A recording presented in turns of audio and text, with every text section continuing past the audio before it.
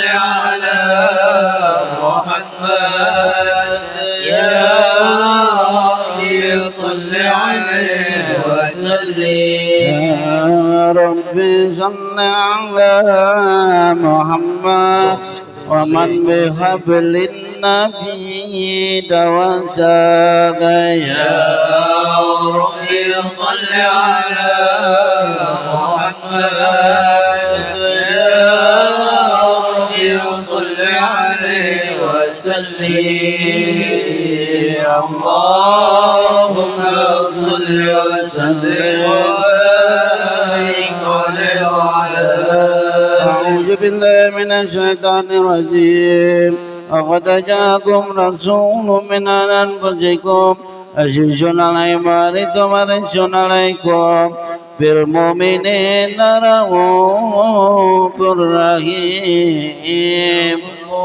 فإذا تولوا فقل حسبي الله لا إله إلا هو عليه توكلت وهو رب العرش العظيم إن الله وملائكته يصلون على النبي يا أيها الذين آمنوا صلوا عليه وسلموا تسليما اللهم صل وسلم وبارك عليه وعلى آله السلام عليك زين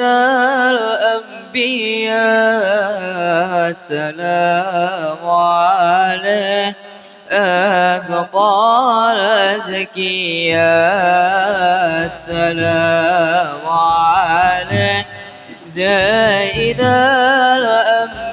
الأنبياء السلام عليك أذكى الأذكياء السلام عليك زين الأنبياء السلام عليك أتقى الأتقياء السلام عليك زين الأنبياء السلام عليك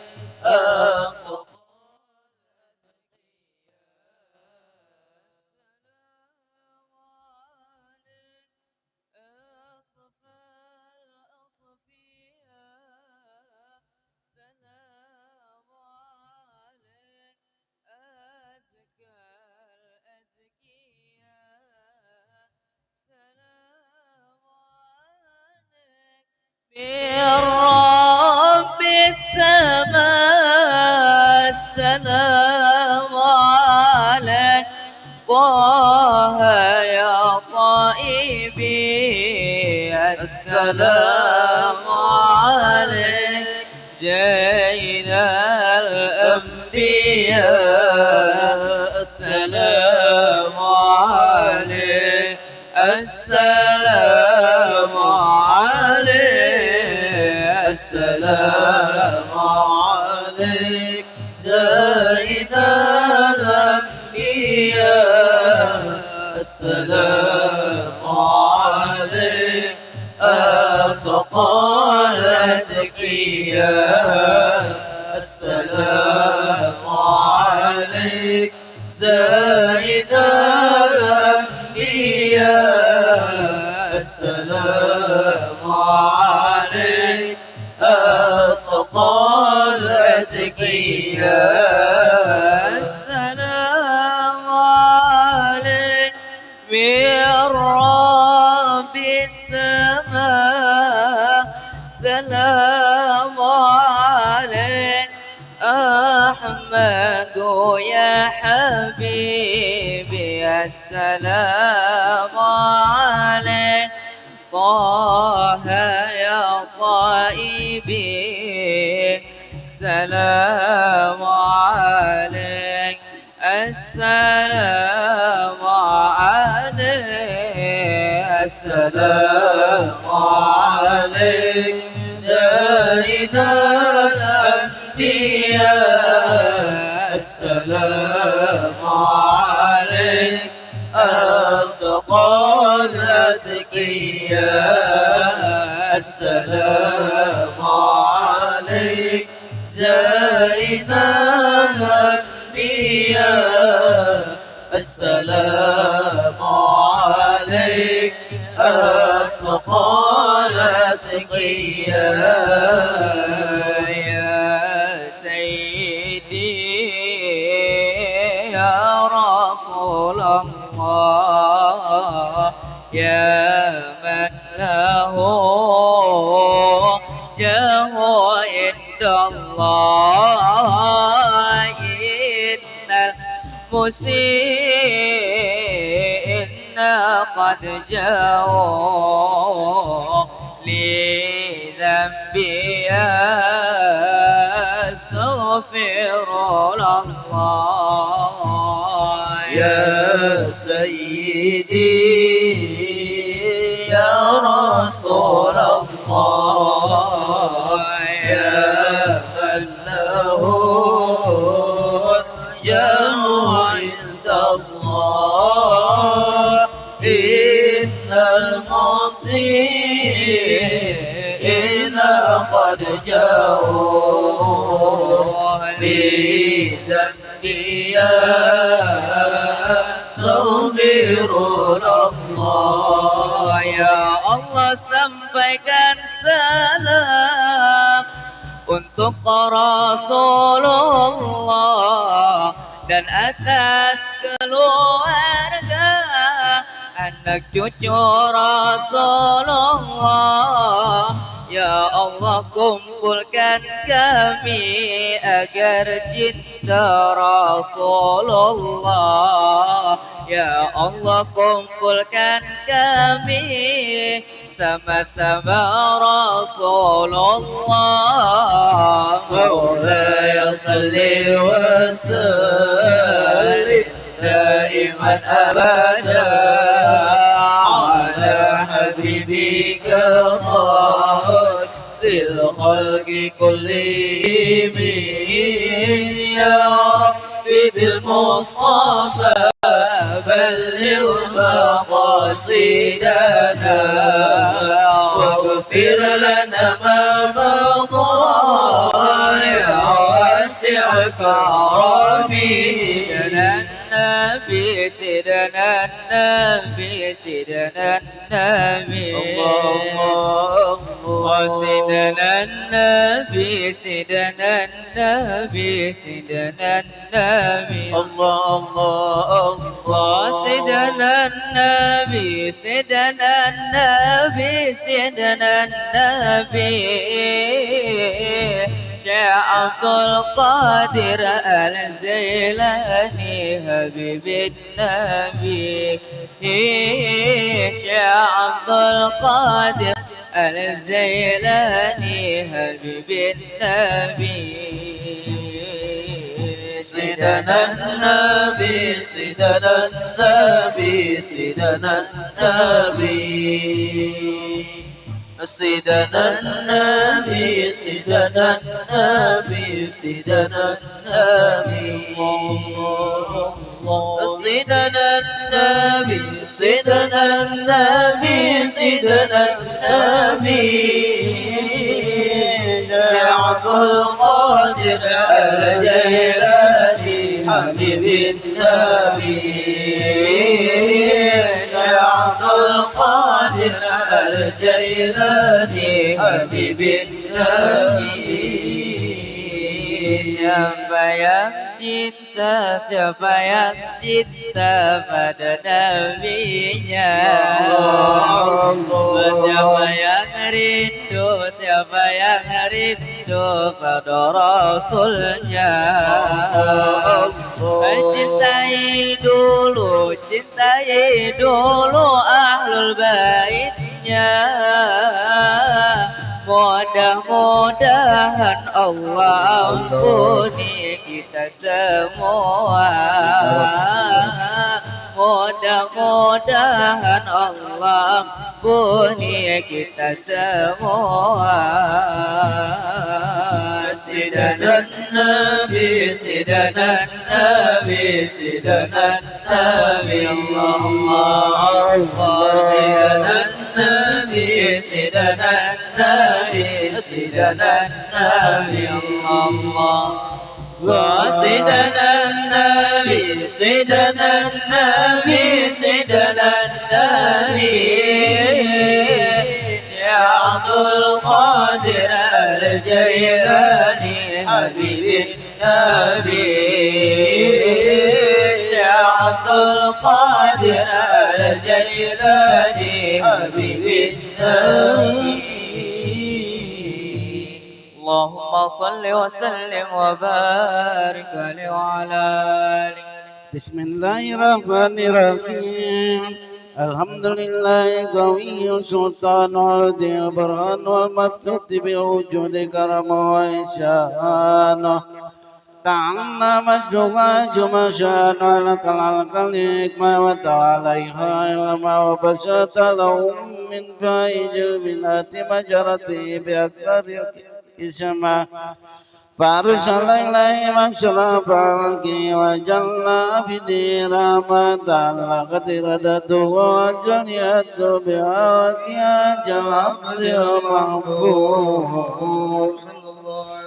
فانتشر نشر الشرف بأول بشهادة والغيوب فما جناها جرما الذي تكرم به المنان وما جمع جربت الذي برج من أجرات الإشان سورة كاملة جارت في هيكل المحمود فتعطلت في وجودها أكناف الوجود ودرجت برد الأوان بتراد التكريم.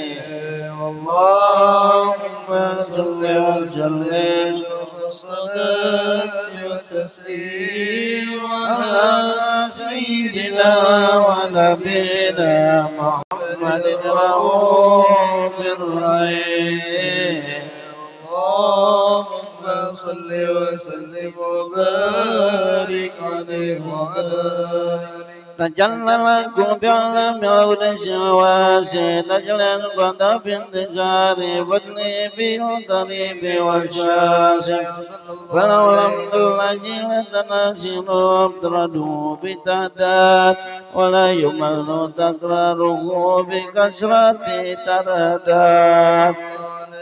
عيش أفرج من عالم الإمكان سورة هذا الإنسان ليتشرف في وجوده شكلا وتنتشر أسراره بالأكوان فما من شر تلشى به القلب منيب إلا من شوابه فضل الله على جوابه صلى الله عليه وعلى يا لك لم يسرر قد توالى بحبيب لما لنا ما نوالا جل من شرف الوجود بنور قمر كون بجة وجمالا قد ترقى في الحسن على مقام وتناهى في مجده وتعالى لا هجده العيون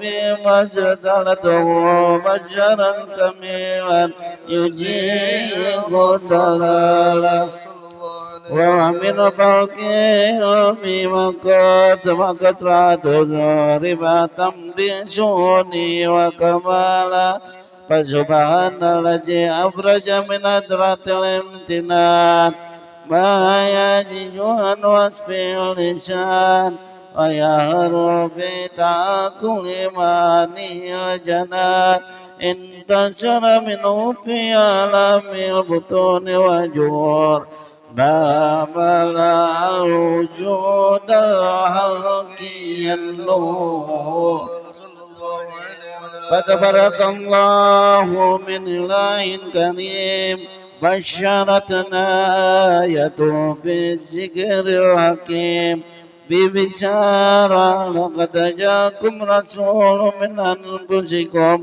عزيز عليه ما عنتم حريص عليكم بالمؤمنين رؤوف رحيم فمن فجعته هذه البشارة وتلقاها بقلب سليم وقد هدي إلى صراط مستقيم اللهم صل وسلم والصلاة والتسليم على سيدنا ونبينا محمد الرؤوف الرحيم اللهم صل وسلم وبارك عليه وعلى آله اللهم صل وسلم وبارك عليه وعلى آله واشهد أن لا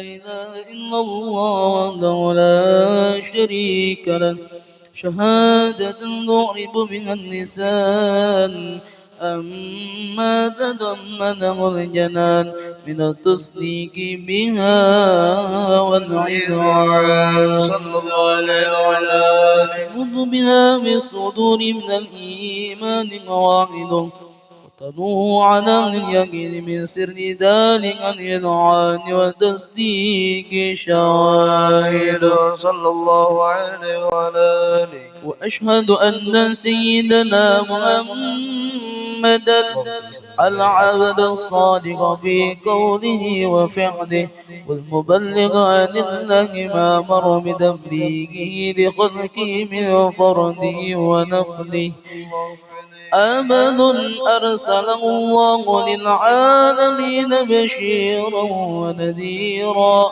فبلغ الرسالة وأدى الأمانة وهدى الله به من الأمة بشرا كثيرا فكان في ظلمة الجهل للمستبصرين سراجا وقمرا منيرا فما أعظم من منة أكرم الله بها على البشر وما أوسعها من نعمة انتشر سرها في البحر والبر صلى الله عليه وسلم اللهم صل وسلم بعجل الصلوات وعجمها وذك التهيات ووسعها على عبد الذي وفى بحق العبودية وبرد بها بعنة الكمال وقام بحق الربوبية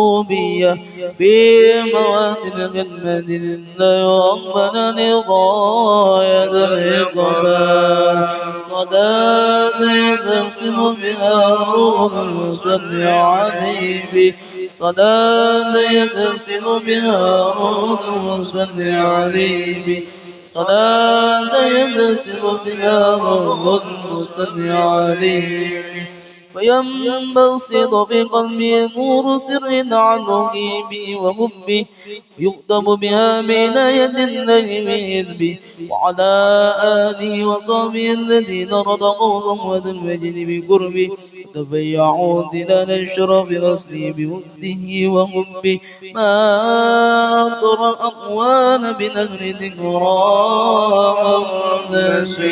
نسير اللهم صل وسلم أشرف الصلاة والتسليم على سيدنا ونبينا محمد الرؤوف الرحيم اللهم صل وسلم وبارك عليه وعلى آله صلوا على نور الذي عرج السماء يا فوز ما يا فوز من صلى عليه وسلم صلوا على نور الذي عرج السماء فوز فوز صلوا عليه وسلم يا ذات سليك بالوصال تكرم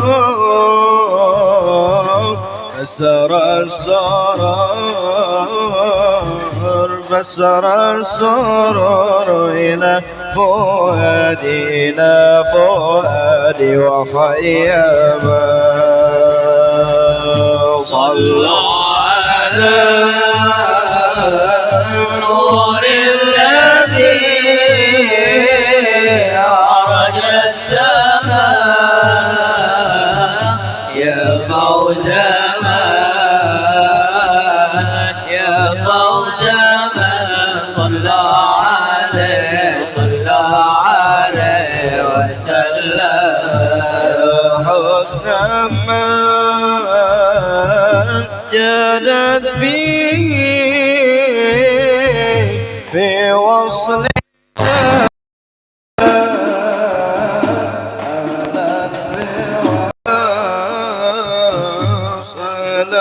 بوصل فيه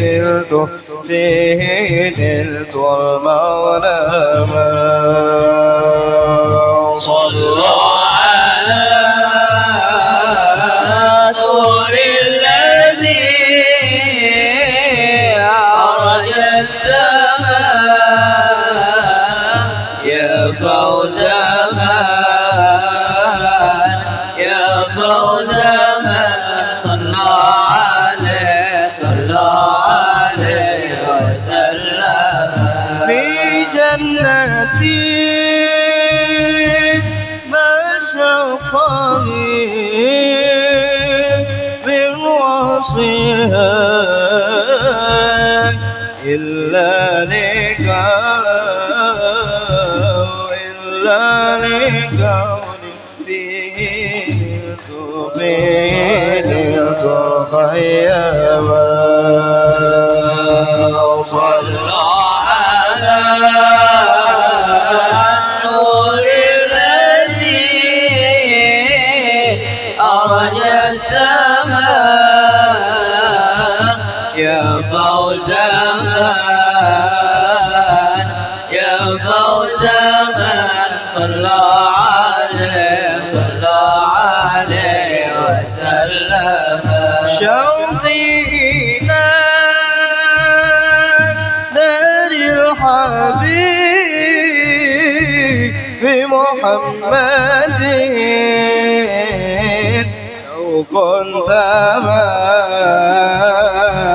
شوق تمكن في الحاشا وتكتم صلوا على نور الذي عرج السماء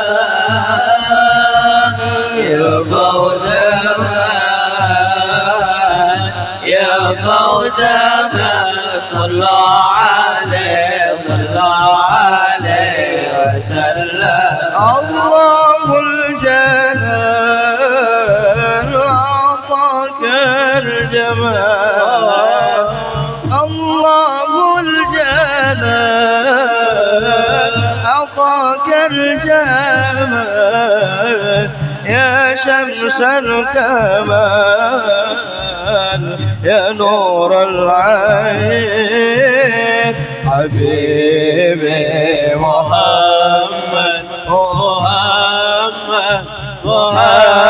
محمد خير المرسلين نور المصطفى المصطفى ملأ الأكوان ملأ الأكوان حبيبي محمد محمد محمد خير المرسلين. اللهم صل وسلم وبارك عليه وعلى آله. اللهم صل وسلم وبارك عليه وعلى آله.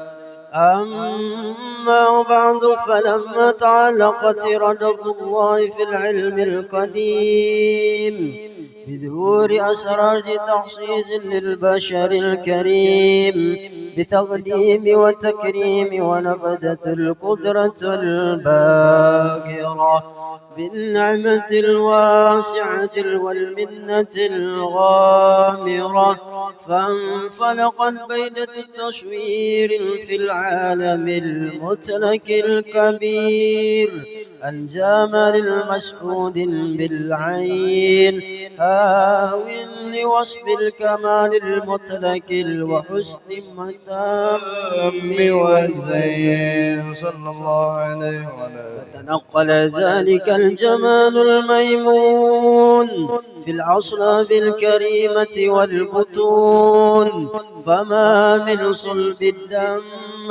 إلا وتمت عليه من الله النعم صلى الله عليه. فهو الكمر التام الذي يتنقل في البروز ليتشرف بموطن استقراره وموضع خروجه، وقد كانت الأقدار الأزالية بما قدرت وأظهرت من سر هذا النور ما أظهر صلى الله عليه وسلم. وخصصت بمن خصصت، فكان مستقره في الأصلاب الفاخرة وأرهام الشريفة طاهرة، حتى برز في العالم سادة البشر لا البشر ونور خير أفقار وجر وبحر، فتعلق همات الراكب لهذه الحروف بأرقم بهذه القرطاس وهو لدي من عذائب ذلك النور المعروف صلى الله عليه وسلم. وإن كانت أحسن لطف بعسر معشار أوصاف ذلك الموصوب تشويقا للسامعين من خواص المؤمنين ودورها للمتعلقين بهذا النور المبين صلى الله عليه وسلم. إلا فأنا تعرب الأقلام عن سعودي خير الأنام، ولكن أجاني إلى تلوين ما حفظته من سيرة أشرف المخلوقين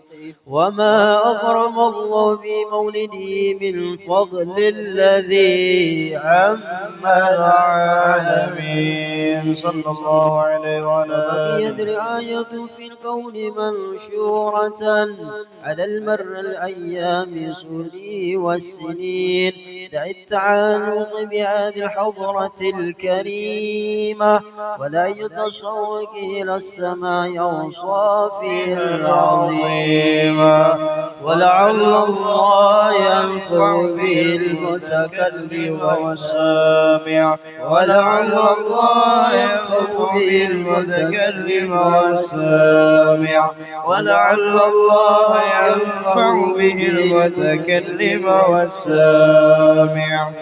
ويدخل بصفات حاج النبي شافع ويرضوها بروح ذلك النعيم اللهم صل وسلم أشرف الصلاة والتسليم على سيدنا ونبينا محمد الرؤوف الرحيم. اللهم صل وسلم وبارك عليه وعلى آله.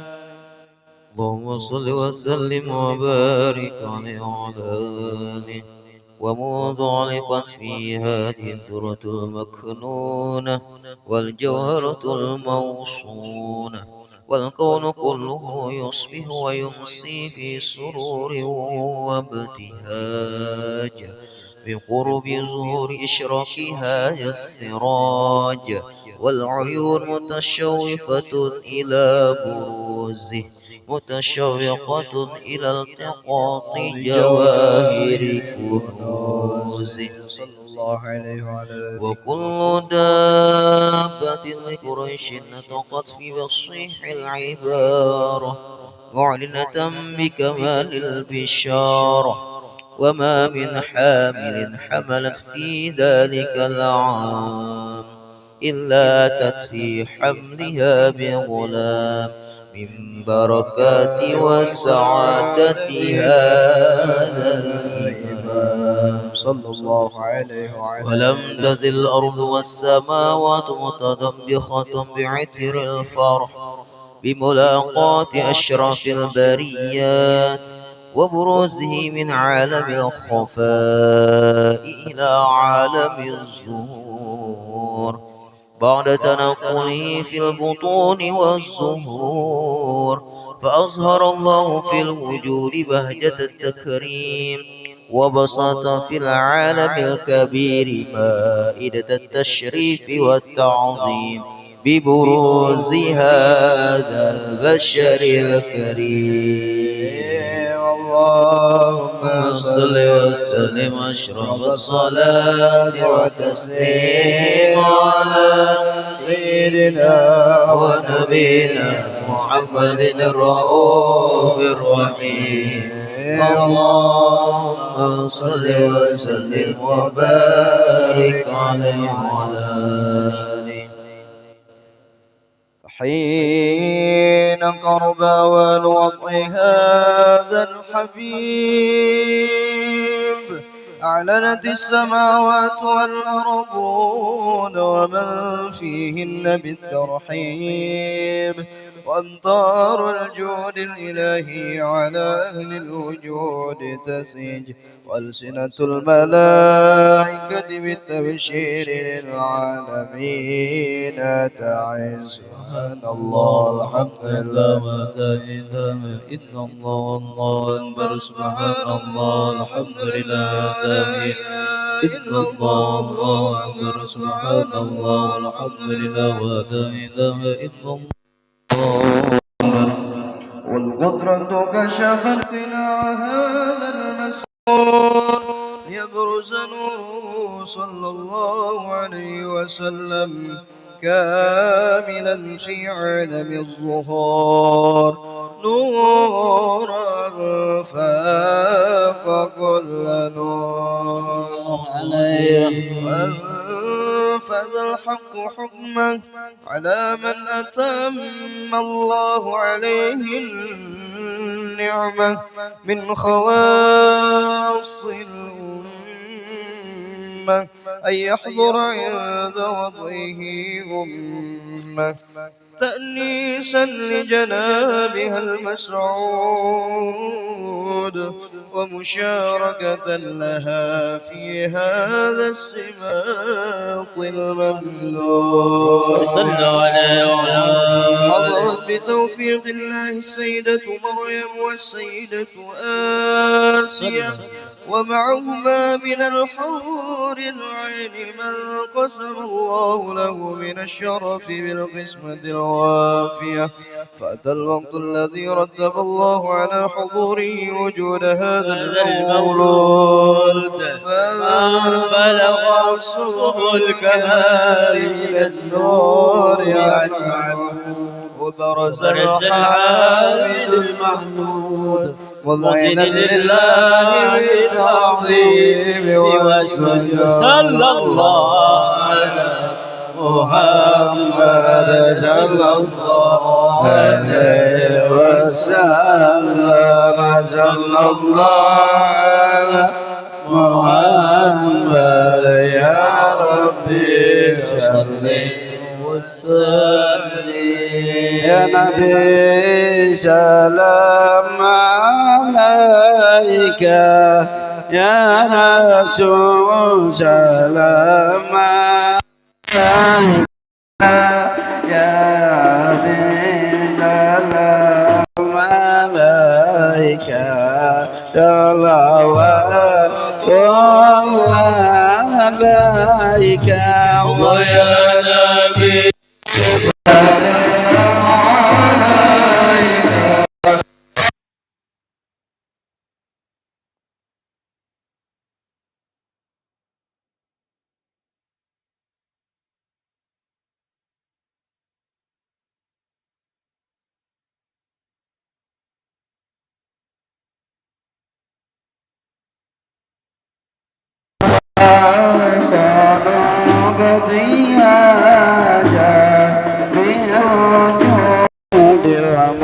المصطفى بعد والليالي الكون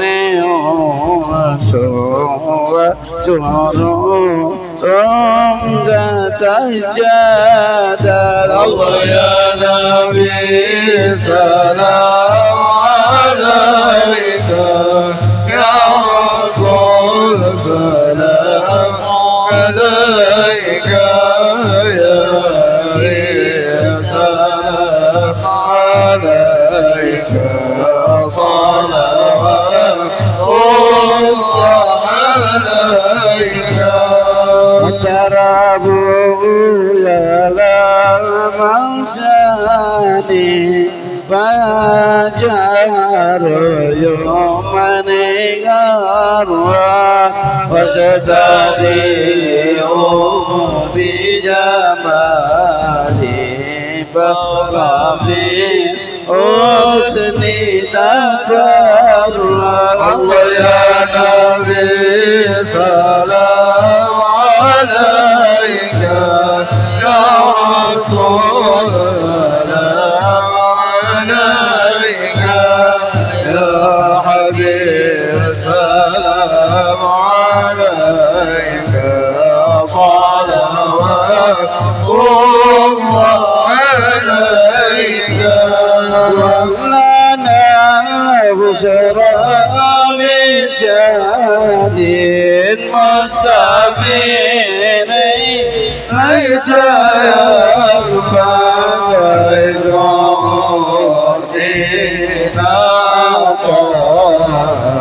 عزتنا جمال الله يا نبي سلام عليك يا رسول سلام عليك يا حبيب سلام عليك صلوات الله عليك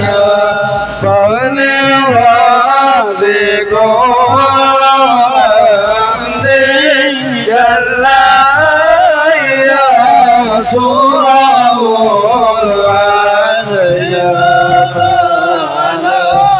في وجود المصطفى آل محمد الله يا نبي سلام عليك يا رسول سلام عليك يا حبيب سلام عليك صلوات الله عليك مرحبا يا رسول الله أهلا مرحبا بك يا نبيك نسعد مرحبا مرحبا يا نور العين مرحبا مرحبا جد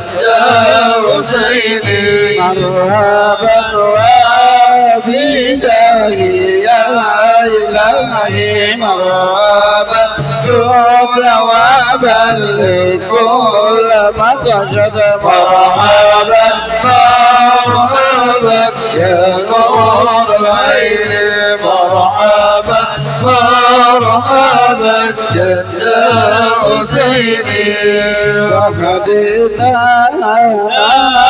يا حبيبي مرحبا مرحبا قلبي روشة ونور مرحبا مرحبا مرحبا يا نور العين مرحبا مرحبا مرحبا يا حسيني مرحبا مرحبا ربي بلغنا بجاي مرحبا مرحبا بدواري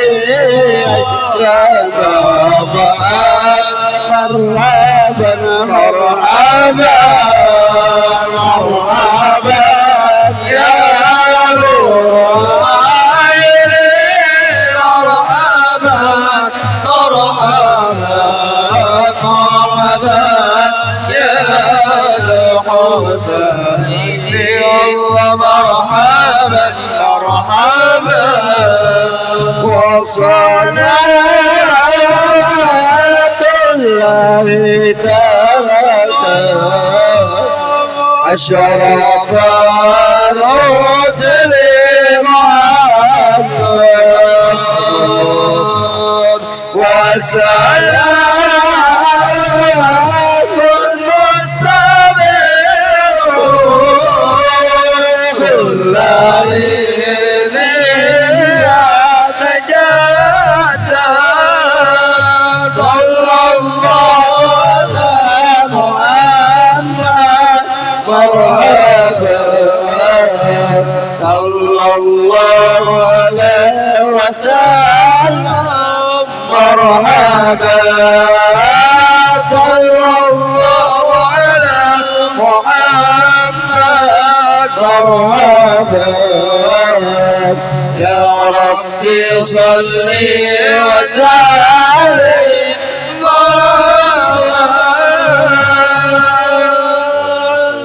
وبارك عليه وعلى آله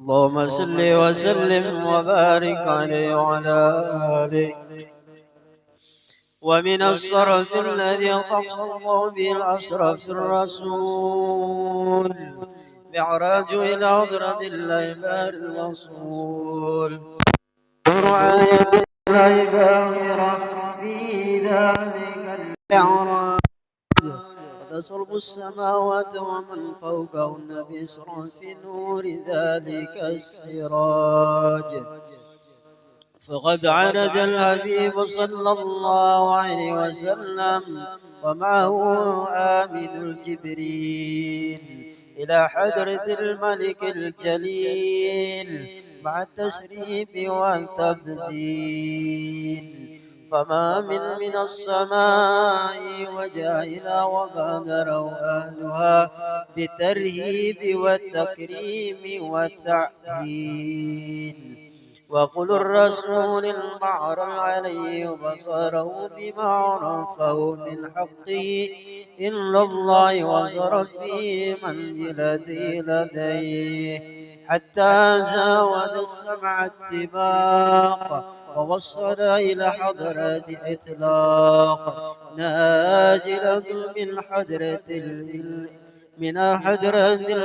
الحلية أوامر النفحة القربية ووجدته بالتحية وقرم بتبجيل العطيات وأولته جميع الهباد ونادوا البشر في التسليمات بعد أن أسمع على تلك الحضرة بالتحيات المباركة التروات الطيبات فيا لها من نفحة وامرات وتجليات عالية بحضرات باهرة تشهد في حجات للجات وتلقى عواتب الرحمن وصوابق الفيودة البعيد الخضوع والإخبات وتبسط علمان وأسرافلون ما وراه وراء أقل الحبيب صلى الله عليه وسلم في تلك حضرة من سرها ما أقل وتسلى من علمها بما اتصل فهو إلى عبد الموعى ما أوهى ما كذا فالمراد ما رأى فما هي إلا من حنة خصصت بها حضرة الامتنان هذا الإنسان أولا من عواتف من رحيمة مع يزعا وحد الشقدان وتلك مواهب يبسر الكلام على سر حقائقها ولا تستطيع إلا على الحسن وأن تعرب عن حفي دقائقها خصصت بها الحضرة الواسعة هذه العين ناظرة والعزون السامعات فلا يطمع طامع في الإطلاع على مستعرها والإحاطة بالبسعود نورها فإنها عذرة جلت عن نزار الناظرين ورتبة العزة على الغير سيد المرسلين فحنيئا للحضرة المحمدية ما وجه ما من عطايا الحضرة الأهدية وبلوغها إلى هذا المقام العظيم اللهم صل وسلم رب الصلاة والتسليم على سيدنا ونبينا محمد الرؤوف الرحيم اللهم صل وسلم وبارك عليه وعلى آله.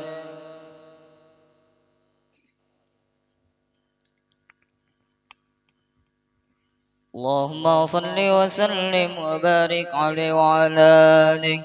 ولقد اتصف صلى الله عليه وسلم من محاسن الأخلاق بما تهدك عن كتاباته بطن الأوراق. كان حبيبنا صلى الله عليه وسلم أحسن الناس خلقا وخلقا وأولهم إلى مكرم الأخلاق سبقا ووسعهم بالمؤمنين حلما ورفقا برا رؤوفا لا يقول ولا يفعل إلا معروفا له الخلق الصحل ولفظه محتمل على المعنى الجل إذا دعوا المسكين عذابه إجابة معجلة وهو الأبو صفيب الرحيم باليتيم والأرملة وله معاصه التي لأخلاقه الحيبة القوية التي ترتعد منها فراعس الأكوية من البرية ومن نصر تبيط طرات طرق والمنازل وبعرف ذكره تطيبت المجالس والمحافل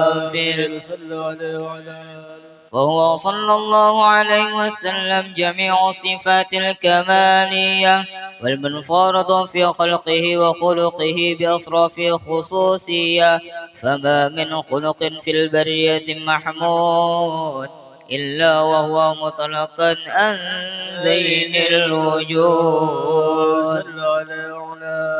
أجملت بوصفح الحبيب وسانه وله الأولى في مجده ومكانه أوصاف عز قد تعالمها أخذت على نزمها بعيناني وغد انبسط القلم في تدوين ما فاض العلم من وقاع مولد النبي الكريم وهي ما أكرم الله بهذا العبد المقرب من التكريم والتعظيم والخلق العظيم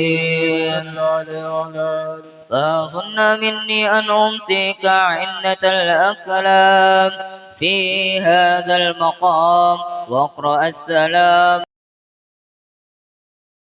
على سيد العنام. السلام عليك أيها النبي ورحمة الله وبركاته. السلام عليك أيها النبي ورحمة الله وبركاته. السلام عليك أيها النبي ورحمة الله وبركاته. وبجالك يحسن ختم كما يحسن التقديم فعليه أفضل الصلاة والتسليم. اللهم صل وسلم والصلاة والتسليم على سيدنا ونبينا محمد الرؤوف الرحيم. اللهم صل وسلم وبارك عليه وعلى آله.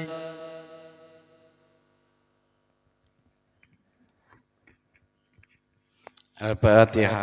A'udzubillahi minasyaitonir rajim. Bismillahirrahmanirrahim.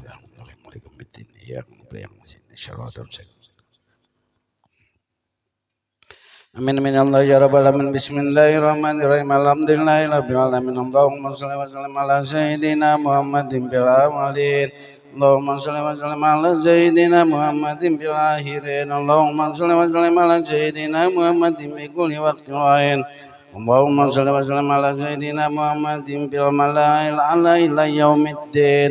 Allahumma shalli wa sallim ala sayyidina Muhammadin wa ala alihi wa sahbihi ajma'in. ولما نجمع بكر من دراري الأوصاف المحمدية وقودا توجهت إلى الله متوسلا بسيدي وحبيبي محمد صلى الله عليه وسلم أن يجعل سيدي مشكورا وبيبيه محمودا وأن يغضب عملي بالعمل المقبولا وتوجهي بتوجهات الشات وصلة الموصولة. اللهم يا من إليه تتوجه الأعمال فتعود جابرا وعلى باب جديد والطريق فتغشاها من الغرب يدت غميرا.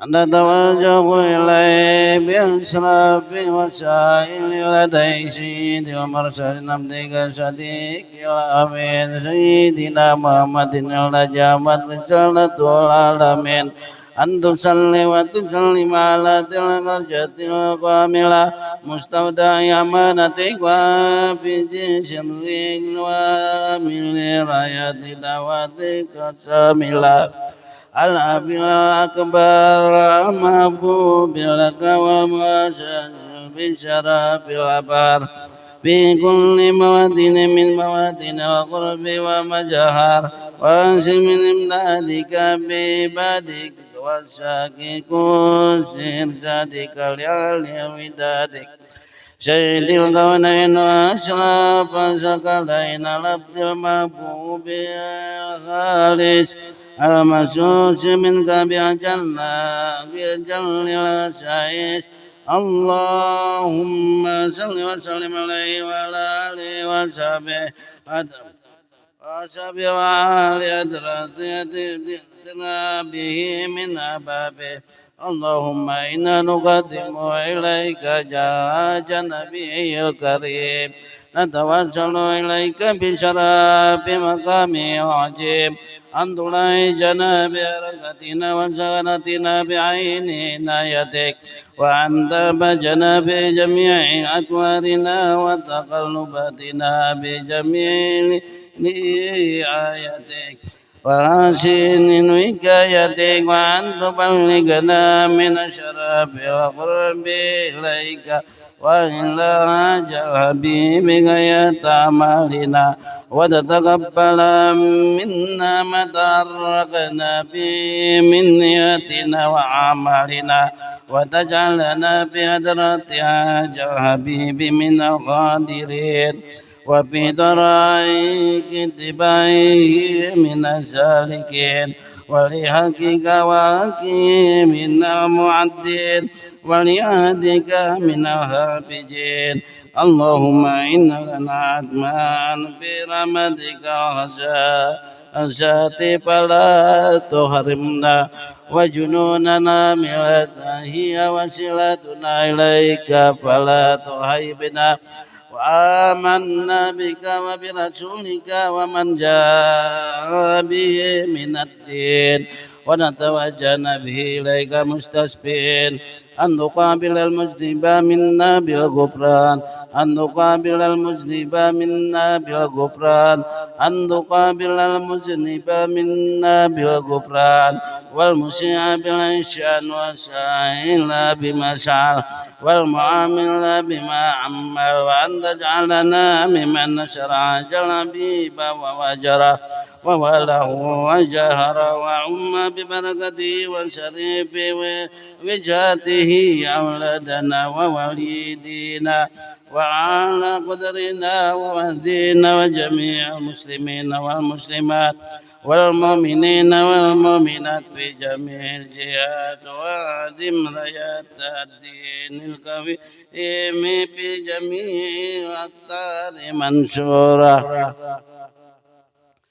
ومعالم الإسلام والإيمان بأهلها مأمورة معنا وشورى واكشف اللهم قربة المكروبين واقضي دين المدين واغفر للمذنبين وتقبل توبة التائبين وانشر رحمتك على عبادك المؤمنين أجمعين واكفي شر المعتدين والظالمين وابسط العدل بولاة الحق في جميع النواحي والأقطار وأيدهم بتأييد من عندك ونشر على المعاندين من المنافقين والكفار وجعلنا يا ربي بالإسلام من جميع البلايا وجعلنا يا ربي بالإسلام من جميع البلايا وجعلنا يا ربي بالإسلام من جميع البلايا وبالعلاج المكين من الجنوب والخطايا وأدمنا في الأعمال بطاعتك وصدق في خدمتك قائمين وإذا توفيتنا فتوفنا مسلمين مؤمنين وأتم لنا منك بخير أجمعين وسلم على هذا الحبيب محبوب للأجسام والأرواح والقلوب وعلى آله وصحبه ومن إليه منسوب وآخر دعوانا أن الحمد لله رب العالمين سبحان ربك رب العزة عما يصفون وسلام على المرسلين والحمد لله رب العالمين بشر النبي الفاتحة إياك نعبد وإياك نستعين صراط المستقيم صراط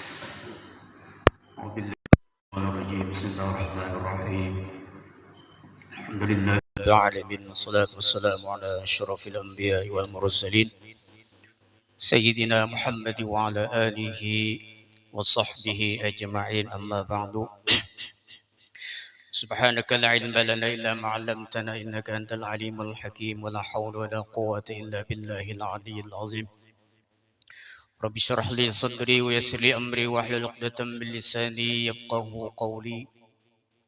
صلى الله عليك يا منبع العلوم، صلى الله عليك يا منبع العلوم، صلى الله عليك يا منبع العلوم. اللهم اشرح لنا الصدور وبارك لنا في الأمور وضاعف لنا الأجر واختم أعمارنا بالحسنى. Yang sama-sama kita muliakan para habaib, terlebih khusus Khadimul Majlis Ababul Mustafa. Semoga Allah Subhanahu wa taala memanjangkan umur beliau dalam kesehatan dan di dalam kebaikan. Para alim ulama, guru-guru agama, hadirin wal hadirat yang dirahmati Allah Subhanahu wa taala. Alhamdulillah wa syukurillah, kita panjatkan puji syukur kehadirat Allah Subhanahu wa taala atas limpahan taufik hidayah serta inayahnya, sehingga pada malam hari ini dapat kembali kita dipertemukan dalam rangka acara rutinan, yaitu membaca kitab Hidayatus Shaliqin.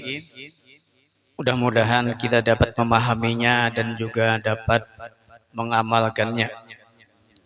Salawat dan salam atas junjungan kita Nabi besar Muhammad sallallahu alaihi wasallam beserta para keluarganya, para sahabat dan orang-orang yang mengikuti jejak langkahnya ila yaumil qiyamah.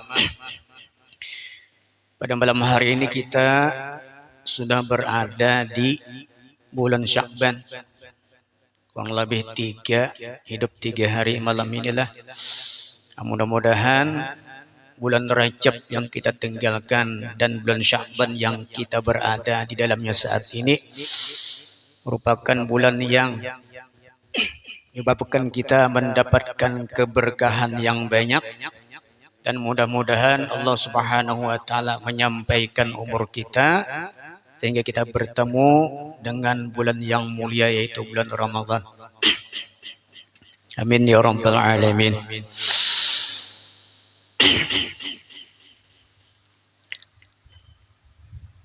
Qala al-muallif rahimahullah ta'ala wa nafa'ana bi'ulumi fid dharain amin.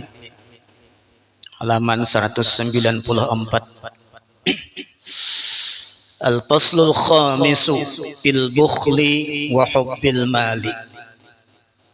Pasal yang kelima menyatakan bakhil dan kasih akan harta,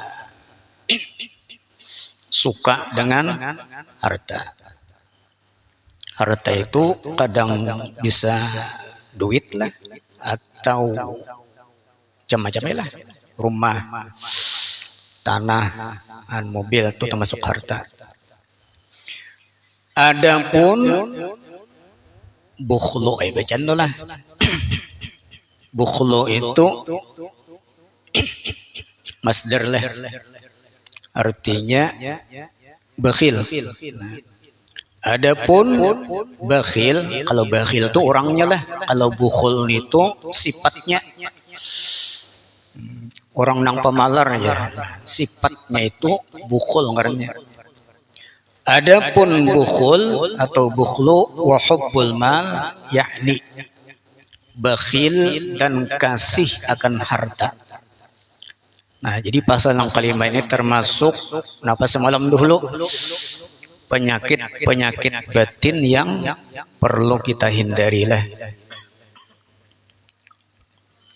Adapun bukhul dan hubbul mal, yakni bakhil dan kasih akan harta, maka yaitu sifat yang dicela oleh syara, yaitulah sebesar-besar yang membawa kebinasaan di dalam akhirat. Nah, jadi orang nang bakhil, orang nang kasih akan harta itu di akhirat mendapat kebinasaan, maksudnya masuk neraka lah. Nah, jadi orang nang pamalar, orang nang kasih kepada harta, sayang lawan harta tuh nah itu neraka aja lah. Karena firman Allah Ta'ala, وَلَا يَحْسَبَنَّ الَّذِينَ يَبْخَلُونَ بِمَا آتَاهُمُ اللَّهُ مِنْ فَضْلِهِ هُوَ خَيْرًا لَهُمْ بَلْ هُوَ شَرٌّ لَهُمْ يطوقون ما بخلوا به يوم القيامة. Sebagian guru ulun sidin kalau bertemu dengan ayat Allah Ta'ala sidin membaca belagu. Kenapa jual mau belagu? Karena mengamalkan hadis Rasulullah sidin. Zayyinul Qur'an bi aswatikum fa inna sawtal hasanat yazidul Qur'an husna. Perhiasilah Quran itu dengan suara-suaramu, karena suara yang baik itu akan menambah Quran itu bertambah baik. Jadi kalau orang membaca ayat Quran itu belagu, nah berarti ada taulah mengamalkan hadis Nabi Sallallahu Alaihi Wasallam. Artinya, dan jangan engkau sangka akan orang yang kikir dengan barang yang memberi Allah Ta'ala akan mereka itu daripada anugerahnya, yaitu kebajikan bagi mereka itu. Nah, jangan menyangka kita bahwa sifat kikir itu baik. Ya, dan menyangka baik lah sifat kikir itu. Kenapa jar? Karena kada keluar duit. Kada keluar duit. Nah, omong keluar duit ya rugi. Nah, itu menyangkainya baik padahal itu kada baik jelah. Tetapi yaitu nang kikir tadi atau pamalar tadi, kejahatan bagi mereka itu sifat nang jahat. Lagi akan dikalungkan, akan yang dikikirkan mereka itu dengan dia di atas leher mereka itu pada hari kiamat. Jadi barang apa nang dikikipakannya lagi di dunia, nah barang itu di akhirat kena akan dikalungkan di lehernya sebagai siksaan baginya. Nah, bisa benyala tuh lah. Duit perannya nang dipamalarakannya, ada duit digantung di leher, malilit lehernya.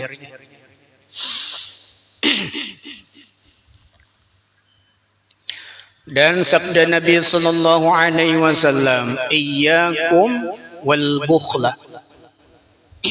Wal bukhla bacaan itulah. Jadi maqul lah.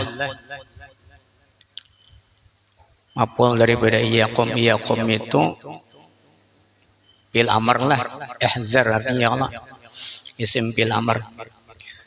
Iyyakum wal bukhla fa innahu ahlaka man kana qablakum.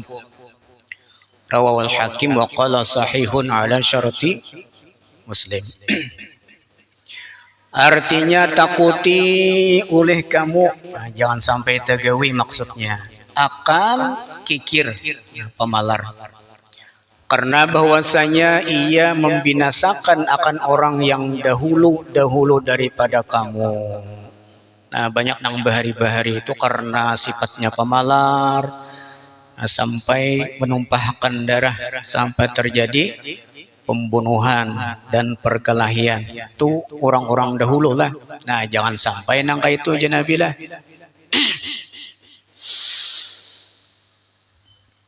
Akibat pamalar lah, berdua bering sanak jadi tahwal. Dan ding sanak berhutang hajinya, berhutang pangjar 200 nih hendak berubat. Nah, kada mau hutangi.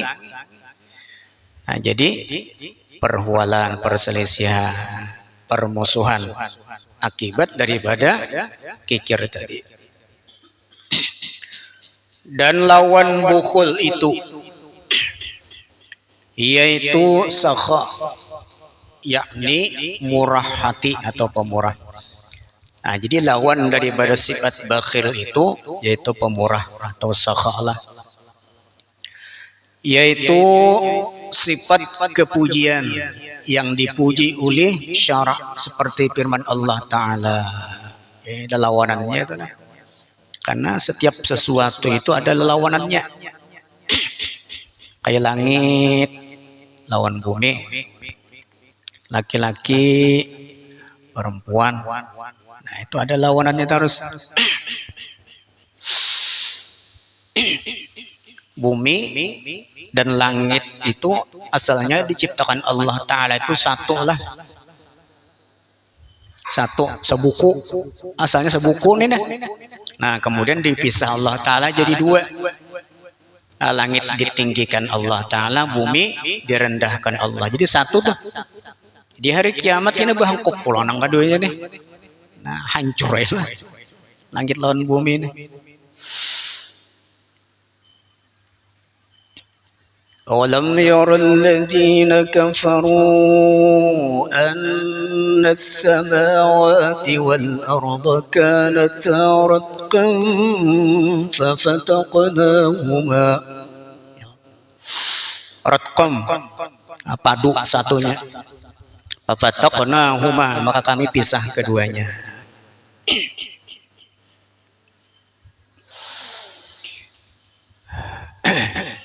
Seperti firman Allah Ta'ala, wa may yuqa shuhha nafsihi fa ulaika humul muflihun.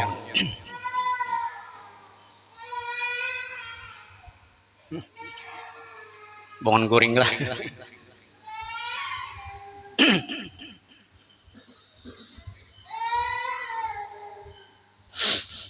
Jadi pian kakak-kakak ini bagus dibawa lah. Nah, ke majelis tuh bagus tuh, ada acara-acara keagamaan.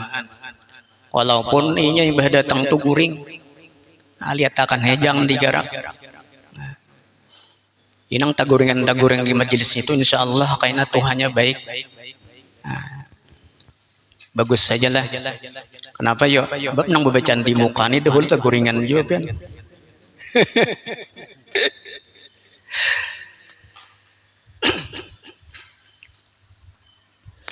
Wa may yuqa shuhha nafsihi fa ulaika humul muflihun. Artinya barang siapa dipeliharakan akan diri daripada sifat kikir, maka mereka itulah yang dapat kemenangan di dalam akhirat.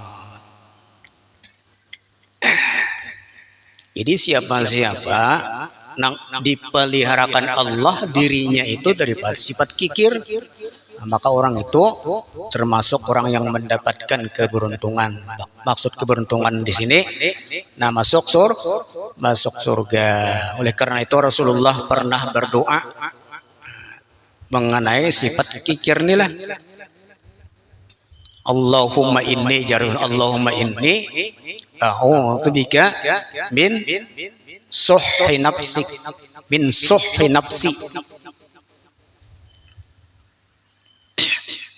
Ya Allah, aku berlindung kepadamu daripada suhhi nafsi, kikir akan diriku. Supaya jangan menjadi sifat nang kikir lah. Ya Rasulullah aja berdoa, ya Allah, ya jangan sampai diri ulun ini termasuk nang kikir. Sama tuh Abdurrahman bin Auf, ya kah? Tahukah lawan Abdurrahman bin Auf pian? Nyata ya ada suara bertamu ada suara. Di Abdurrahman bin Auf itu asalnya miskin juga lah. Nah, orang kada berduit juga waktu di Mekah nih. Di ketika hijrah lawan Nabi ke Madinah. Hijrah itu bahasa kita pindah. Nah, kalau perempuan nang hijrah artinya hijrah daripada nang kada baik kepada nang baik. Kayak artis-artis jelah hijrah lah, asal kada bakarudung pindah ngaran itu nah. Yang jadi Abdurrahman bin Auf ini sebelum pindah ke Madinah itu miskin juasa. Nah setelah pindah ke Madinah, nah jadi kaya. 10 tahun tuh kaya benar sidin, sampai seandainya dikumpulkan harta sidin di Madinah itu pada muat Madinah. Karena banyaknya binatang ternak sidin, gaduhan sidin lah. Ketika sidin tawaf, kan ke Madinah itu ke Makkah kalau lah BHJ tawaf. Nah sidin tuh ketika tawaf itu kada lain doa. Orang napa baca dibaca lah banyak kalau lah. Mulai rukun ini kayak ini, lain bacanya. Ada sidin kada. Ya Allah, peliharakan diriku daripada sifat kikir. Itu aja bacaan sidin. Nah. Jadi orang kan apa pian maka berdoa itu kada lain ya. Uja sidin doa tenang nepang liharat sudah. Apa? Sebab kalau Allah Subhanahu wa taala memeliharakan seseorang daripada sifat kikir itu, nah, saya orang itu akan masuk ke dalam surga. Karena orang pemalar itu pian sudah jelas ya Allah lah. Nah, sudah jelas di neraka. Apabila Allah kada melihara, nah ya alhamdulillah. Memang ada perbedaan antara bakhil, kan bukhlu tadi kalau lah, dengan soh itu bakhil juga, kikir juga. Nah kalau bakhil itu kikir juga ngarannya, soha itu kikir juga. Ada perbedaan antara dua kalimat. Kalau bakhil, nah itu orang nang pemalar hartanya jangan dipalarnya. Kalau soha ini lebih jahat daripada nang bakhil tadi. Inya sudah kikir, nama lihat orang nang dermawan, inya kada ketujuh juga. Nah, melihat orang bersedekah kada ketujuh hatinya, inya sudah kada bersedekah. Nah itu soha ngarannya jahat lagi. Udah ada dut seorang juga lah.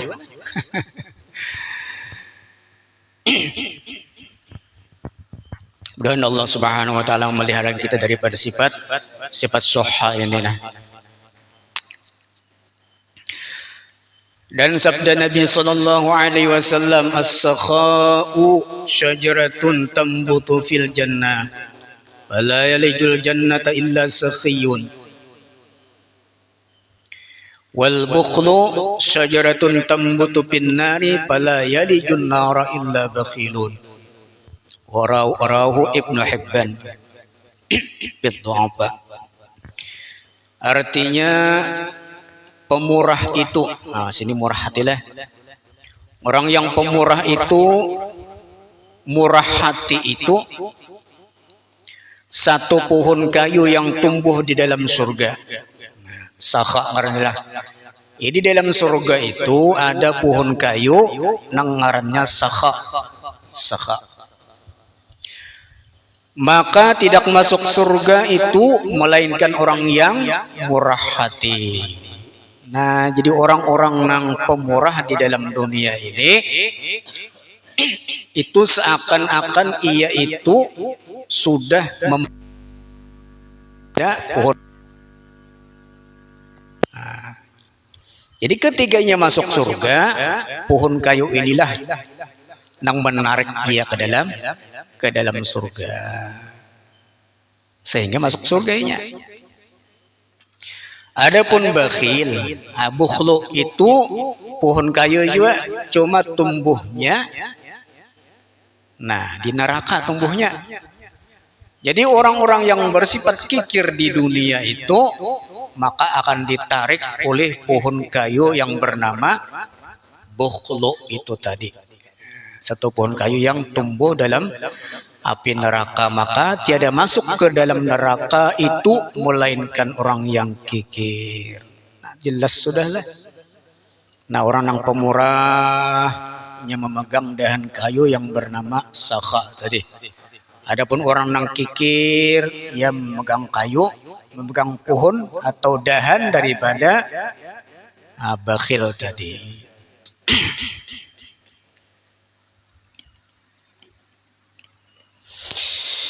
Dan sabda Nabi sallallahu alaihi wasallam, as-sakhiyul jahilu ahabbu ila Allah taala minal 'abidil bakhili. Rawahu Tirmizi. Garibun, hadis garib. Artinya orang yang murah hati, pemurah. Orang yang murah hati yang jahil itu terlebih kasih kepada Allah taala daripada orang yang abid, orang yang ahli ibadat yang kikir. Nah, orang ini jahil. Nggak ada tahu napa-napa lah. Cuma ini pemurah. Nah, maka Allah lebih cinta kepada orang yang jahil tadi. Ada orang nak ahli ibadat, beribadat gawiannya, sembahyang tahajud, bangun malam, sembahyang duha, sembahyang isyraq, sembahyang duha, yang sunat-sunatnya digawinya, yang wajibnya sudah. Nah, itu ahli ibadat ngarannya, tapi nya bakhil. Nah, maka Allah Subhanahu wa taala murka kepadanya.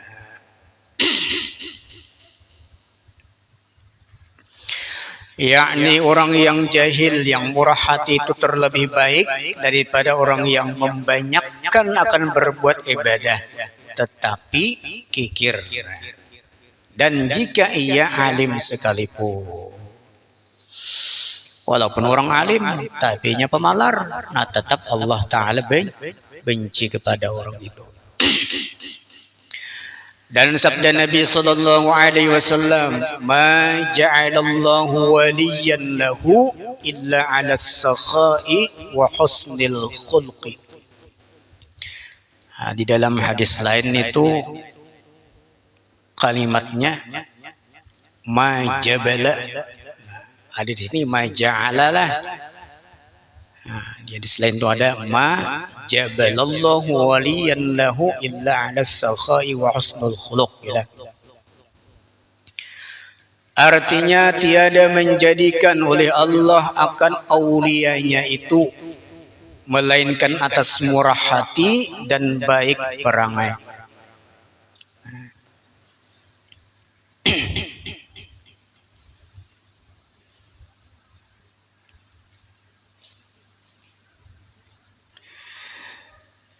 Kalau jabala lain lagi artinya lah. Artinya tiada apa yuk? Tiada membaikkan perangai Allah Ta'ala akan seorang wali itu. Nah kayak itu artinya lalu.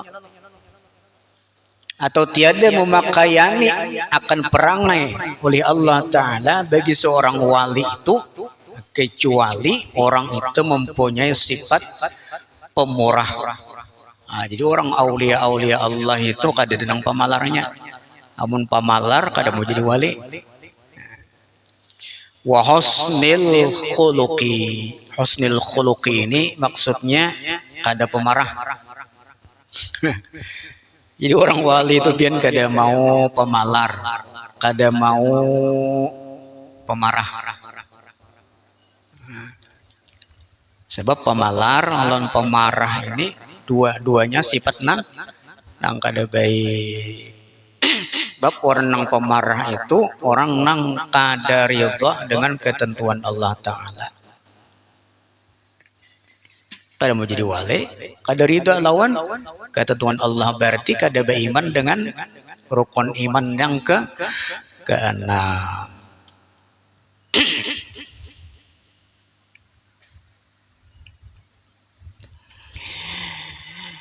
Dan sabda Nabi sallallahu alaihi wasallam, la yadkhulul jannata bakhilun wala khibun wala khainun wala sayyi'ul malakati.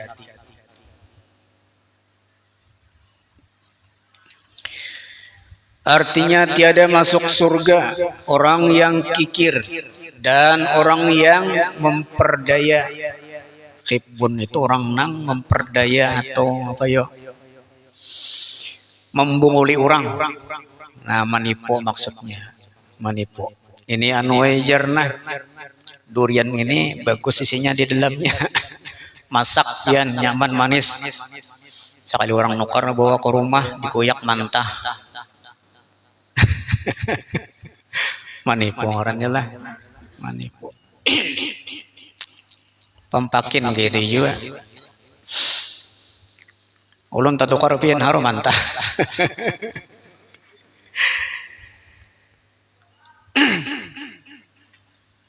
Nah manipu orangnya itulah. Macam-macam lah bisa cuma pian mangyangnya stok. Padahal kan asli, padahal kada asli. Manipu yung orangnya tuh. Orang menjual kain rejin lah, ditempayakan nang baik pian. Saka di dalam nang ada baik sekalinya. Nah manipu yung orangnya tuh. Memperdaya tabung oleh orang. Nang alih bejulin talo bah lah. Nah bejulin talong pian kada tahu jual lah. Nang tambok lo nang kada tuh. Maka bejulin talong ini kalau kita nukerin talo, ternyata sampai ke rumah itu kita kuyak tambuk, nah boleh kita membulikan. Jadi nang menjual talo ini wajib mengganti. Nah, itu bejulin talo hati-hati pian. Kalau pempina kada akan mengganti dudi, ada kawal jam tatukar sudah jer. Nah ada bel, ada boleh itu lah ganti tambuk, apa?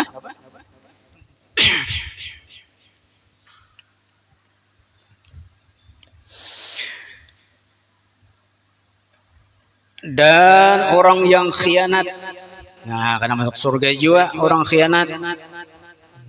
Khianat ini apa? Orang memberikan kepercayaan lawan inya, nah inya kada menjalankan atau nya berjanji lah bisa juga kena amun aku tak pilih, nah membantu majelis lah 1 juta sebulan barannya, nah ibah jadi nah, kada riheran lagi, nah itu khianat artinya. Ada orang berkirim duit, nah sakanya dihutangnya, khianat dia tuh anak bini orang kan malu lah mahadang di rumah. Nah jarang aku berkirim duit nah sampai untuk akan kena bini kok kayaknya, nah sakanya dipakainya, khianat dia tuh. Dan orang yang jahat perangainya di dalam hati, maksudnya orang ini apa? Tadi pemarah lah. Ya, orang pemarah itu orang nang jahat hatinya. Sulit jawabannya di anu ya. Lu rencak juga teman orang kayak ini. Abu solusian dolang solusian. Oh iya melambai. Ih, ngorihingi kemana aja ke situ aja. Sekalinya pian pun seorang dia anunya. Barang seorang di anunya. Nah itu rencak jualan.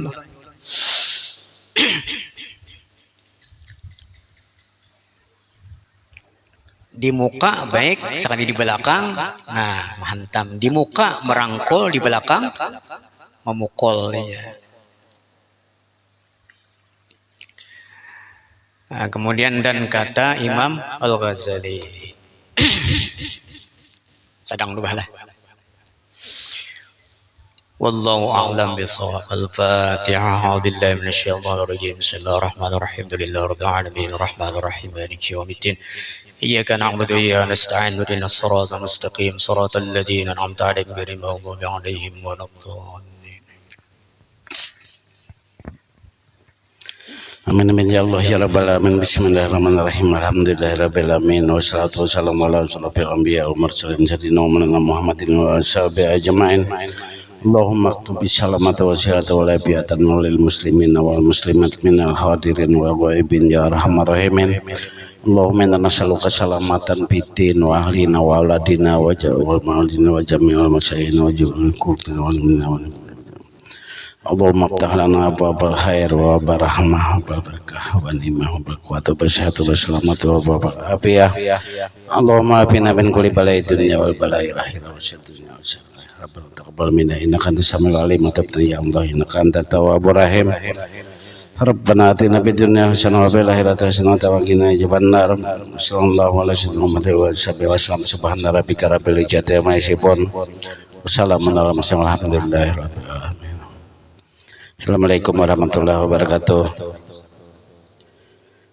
Minggu depan kita diisi oleh Jenal Imi langsung penutupan libur dari sementara bulan puasa. Demikian apa pemberitahuan dari ulun. Ya Rabbi bil Mustafa balik maqasidana waghfir lana ma madha ya wasi'al karam ya Rabbi bil Mustafa qasidana waghfir lana ma madha ya wasi'al karam ya Rabbi bil Mustafa balik maqasidana waghfir lana ma madha ya wasi'al karam taqabbalallahu minkum.